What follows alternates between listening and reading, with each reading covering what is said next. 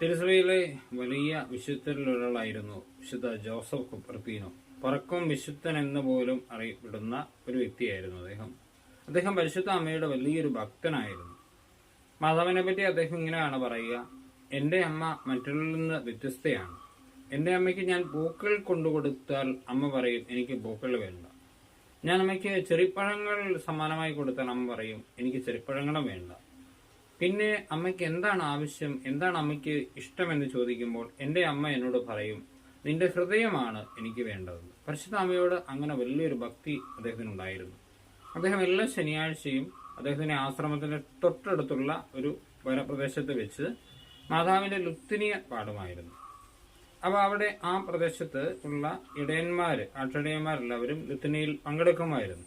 പക്ഷെ ഒരിക്കലും ഒരു ശനിയാഴ്ച ദിവസം ലുത്തിനിയ പാടാൻ അദ്ദേഹം എത്തിയപ്പോൾ ഇടയന്മാരാരും വന്നില്ല. അപ്പോൾ അദ്ദേഹം ഇങ്ങനെ പറഞ്ഞു, ദൂരെ കുറച്ച് ആടുകൾ മേയുന്നുണ്ടായിരുന്നു. ആടുകളോട് പറഞ്ഞു, വരിക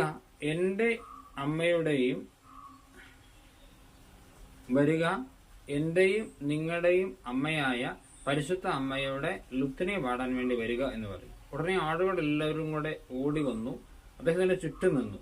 അദ്ദേഹം മനോഹരമായി ലുത്തിനിയ പാടി തുടങ്ങി. ഇടയന്മാരൊക്കെ ആടുകളെ തിരിച്ചു വിളിക്കാനൊക്കെ ശ്രമിച്ചു. പക്ഷെ ആടുകളൊന്നും പോകുന്നില്ല. ആടുകൾ എല്ലാവരും ശ്രദ്ധയോടെ കുപ്പർത്തീനോടെ അടുത്ത് ഇരിക്കുകയാണ്. കുപ്പർത്തീനോ വളരെ മനോഹരമായി മാതാവിന്റെ ലുത്തിനിയൊക്കെ പാടി.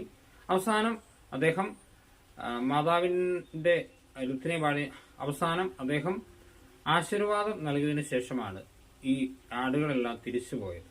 ഇത് നമുക്ക് നല്ലൊരു മാതൃകയാണ്. പരിശുദ്ധ അമ്മയോട് എല്ലാ ജീവജാലങ്ങൾക്കും സ്നേഹവും ഭക്തിയുമുണ്ട്. കാരണം അമ്മ സർവ്വ പ്രപഞ്ചത്തിന്റെയും അമ്മയാണ്, നമ്മുടെ എല്ലാവരുടെയും അമ്മയാണ്.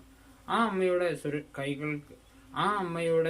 കൈകൾക്ക് കീഴിൽ അഭയം തേടുക അതെത്ര മനോഹരമാണ്. നമ്മുടെ കുഞ്ഞു കാര്യങ്ങളിൽ പോലും പരിശുദ്ധ അമ്മയ്ക്ക് കൊടുക്കാം.